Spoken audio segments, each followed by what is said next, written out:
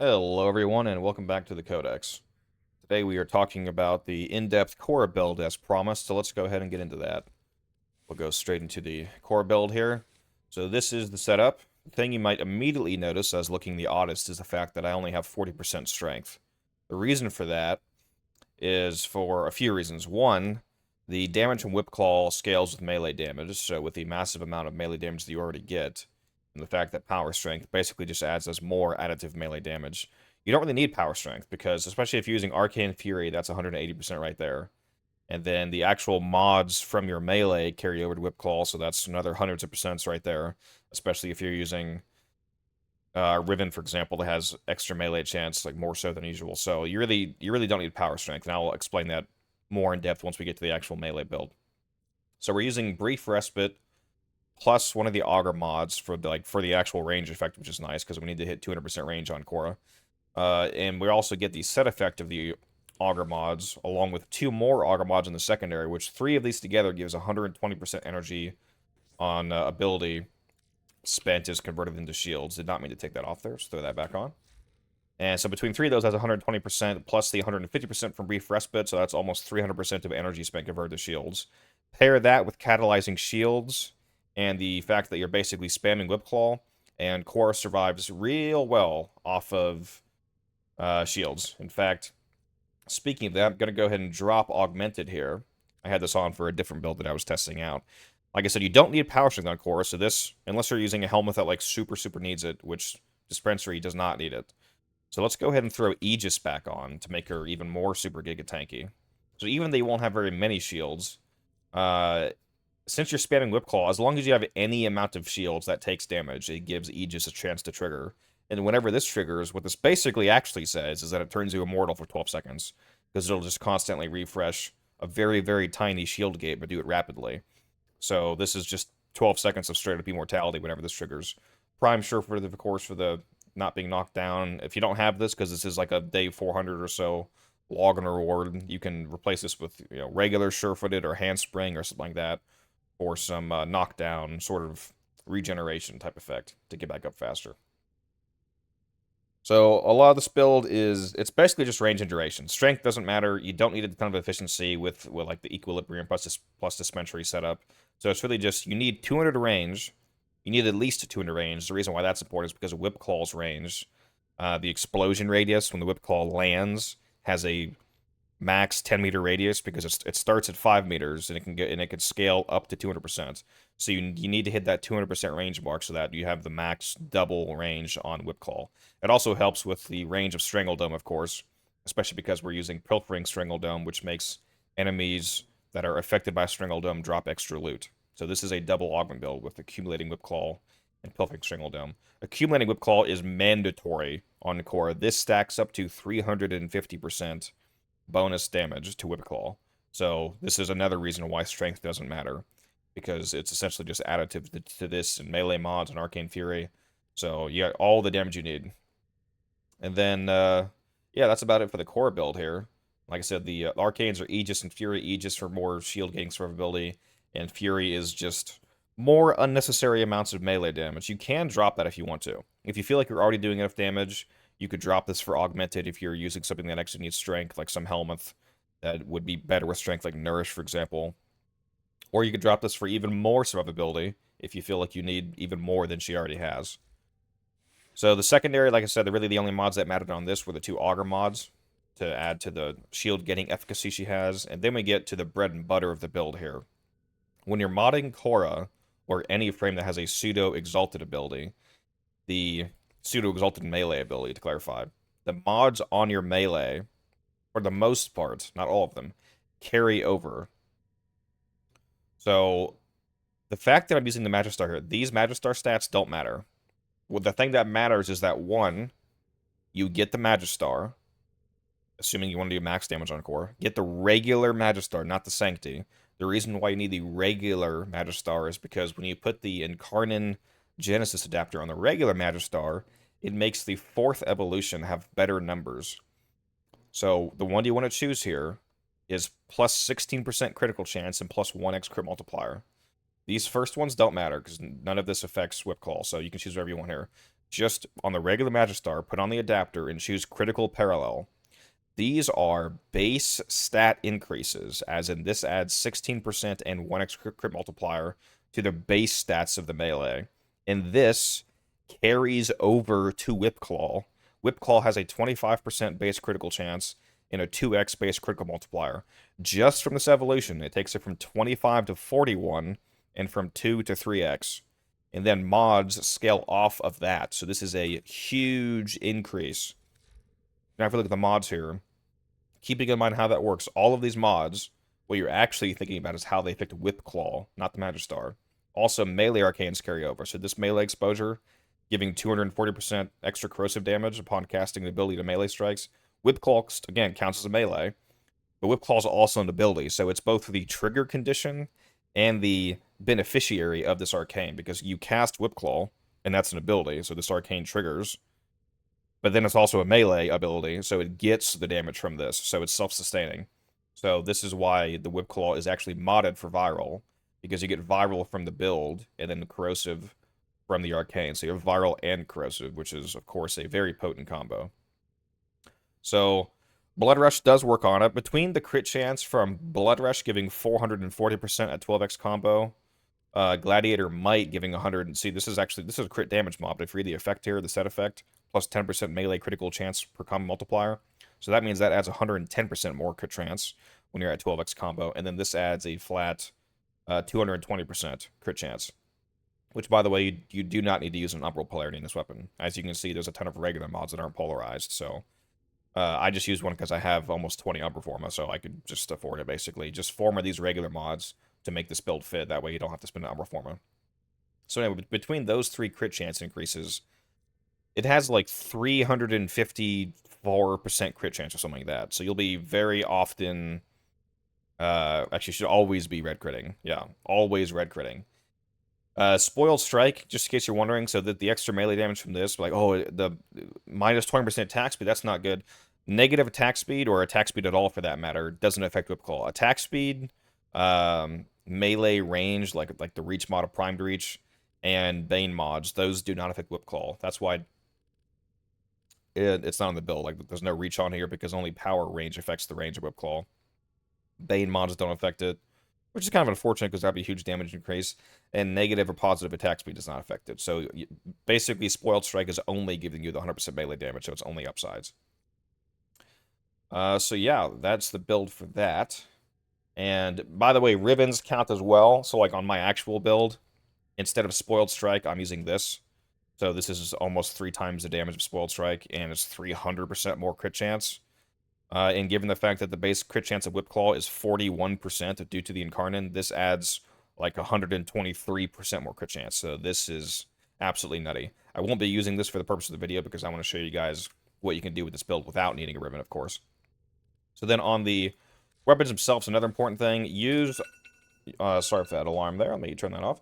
Use secondary and primary dexterity on your guns if you want to make maintaining the combo even easier for your Whip Claw. And then use Naramon, because in the Naramon tree, this very first one here, Power Spike, melee combo counter now decays while out of combat by 5 every few seconds instead of depleting completely. What it actually means by every few seconds is every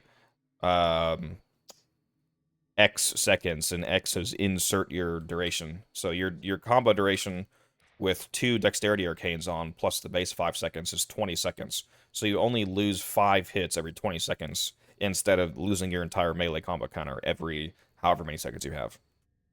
Also, so I know, you know how I took Venari off as an ability? So that only takes off the ability to, like, command Venari. You still physically have Venari. And speaking of this build here, I'm actually still working on this.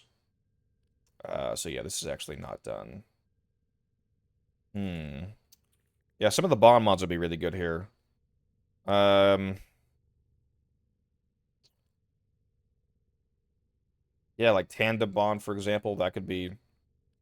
I'm actually going to slot that right in there, because that would actually probably be useful. In fact, let's go ahead and...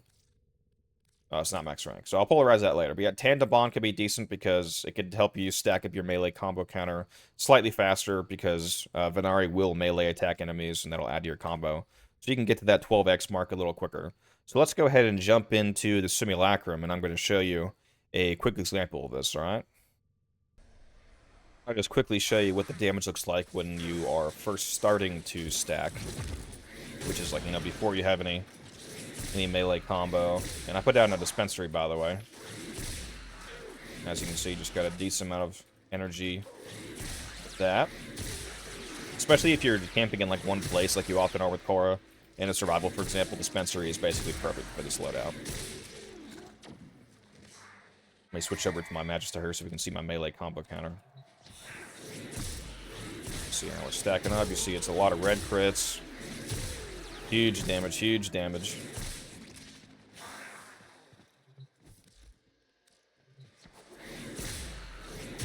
And we are now at 12x combo. So there's one more trick I haven't showed you yet. But first, let's see what kind of damage I'm doing here. 160k, 211k, 420k, 210k again, 160k, 211k. So, here's a real fun fact for you. There is an operator arcane called Magus Aggress. And what that... I don't want to put that on my squad chat, or my... I have to put it in clan chat. So let me just go ahead and type in ignore this, so I don't annoy anybody. Magus Aggress is an operator arcane, and at rank 5, it's on Warframe melee transference. Heavy blades and hammers deal plus 300% critical damage for 4 consecutive attacks. Cooldown at 20 seconds. Here's a fun fact about this. For some reason, this applies to Whipclaw while you're using a Magistar, because it benefits the Magistar, because it is a heavy blade / a hammer. But the 4 charges are never consumed because you're not actually heavy attacking. Which means that you do this once, and you get the benefit for the rest of the entire mission. So now let's see what kind of damage I do, huh?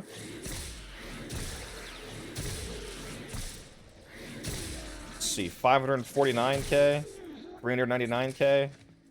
Yeah, so previously I was doing like 211k on guys that didn't have any viral procs on them. Now I'm doing 390, yeah, so like 400k. And it just only goes up from there if you're doing consecutive attacks where you've applied a couple corrosive procs or viral procs or whatnot. Man, this alarm really doesn't want to shut up, huh? Sorry about that. So yeah, that's insanely potent. Now let's go into a... Well, actually, first, let me go ahead and turn the AI on so they can actually attack me, and I'll show you what that survivability is like. Because in reality, what you would do is you would pop... or fourth, and everybody just can't do anything to you. And then you kill them all, because when you hit somebody that's affected by Strangledome, they share a portion of the damage to everybody else. And another way that she survives, on top of shield gating... Oh, that's right, this thing is still here. I was going to say you could ensnare them. And even if I didn't have the dome up, they would all get wrapped together in the snare and basically be, like, put to sleep / stun. So I'm going to hop to a quick survival here on the Steel Path Cuba Survival Fortress, and I'll show you what that's like, alright? Alrighty. We are now in the Cuba Fortress, everyone. Let's see how this performs. So go ahead, and you can see I immediately lost my shields there, but I just start whipping... and I get my shields back. As long as you just keep whipping, it's real hard to die. Let's go ahead and use the snare now. And snare also doubles your whipclaw damage against the enemies they hit, by the way, so that's real fun damage bonus. It also works on acolytes, which is really funny. It makes dealing with acolytes absurdly easy. Let's go ahead and put a Strangledome down here. And we'll put a Khora in just to see what the survivability of the Cuba Harvester is like with just me here protecting it. Again, we'll pop a ensnare there. And with the huge amount of range that we have, that ensnare is super effective. As you can see, the Strangledome is doing absolute work. It's giving great crowd control, extra damage from the spreading, and it's also giving us extra loot from the Pilfering Strangledome augment that we have on. Let me go ahead and go to my operator and do that melee transfer to activate the Aggress and do even more absurd amounts of damage. me pop the Strangle Dome again, because the Kuba Harvester is taking a little bit too much damage here. Put another Entangle over there to take care of some of the enemies that are farther away. And as you can see, as long as you just keep casting, even though there's no health mods, no armor mods, she is a fantastic frame to survive on with shield gating. So I'm just going to let you guys see a little bit of gameplay here while we wait for an Acolyte to show up. And then once we do an Acolyte kill with this build, then probably end the video there. And yeah, that's been Khora.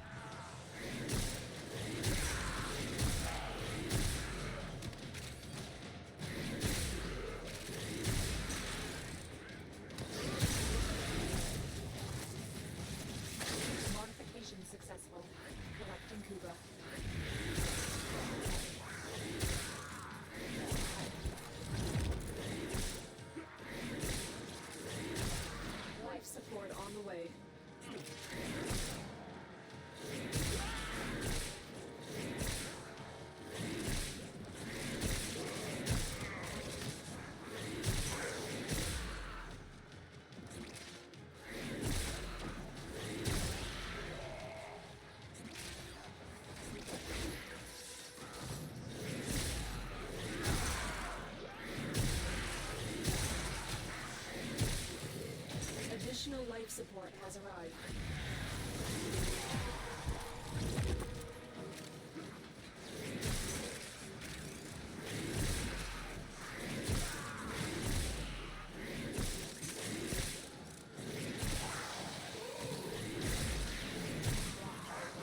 Khora is ready to be collected.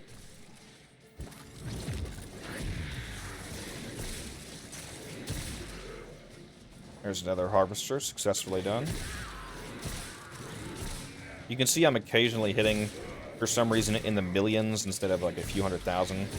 Part of that is because of the entangled enemies that are hit, and part of that might be landing a melee headshot, basically, with Whipball, because you can actually headshot with melees. It's just not, obviously, as easy as with a gun. It is possible, though. So right now, here's the interesting thing to show. I'm using a Smita Kavat. And as you can see, I just started orange critting instead of red critting for some reason, and that's because the Smita Kavat, one of the charm buffs that I can give you, quote-unquote buff, not really a buff in this case, actually a huge nerf, is that it sets your crit chance to 200%. It doesn't add 200%, it sets it to 200%, making on your whole loadout, making you orange crit. Now, if you're not already orange critting, that's a huge buff. But if you are already at like twice that crit chance, then your cat actually just nerfs the hell out of you. So, a little bit funny, to be honest. Not great, but kind of funny. And here comes an Acolyte. Let's see what that's like. Shit. Huge, insane damage numbers right now. So I'm gonna entangle the Acolyte when he spawns in. And then hit him, and he one-shot. He's gone. One-shot the Acolyte and everybody underneath him. That is Khora. That is what she is capable of. So I hope you guys have liked this showcase. Of course, there's a lot of moving parts here. I know it's complex. If anybody has any questions at all about any part of the build, the core build herself, the melee stat stick that she uses, or any kind of arcanes or anything, feel free to leave those kind of comments down below. And of course, if you did enjoy the video, a subscription would mean a lot to me, but only if you think that I've earned it. And speaking of which, I want to again thank everyone for helping me hit 50 subs. So yeah, this has been Khora, and I will see you guys in the next one.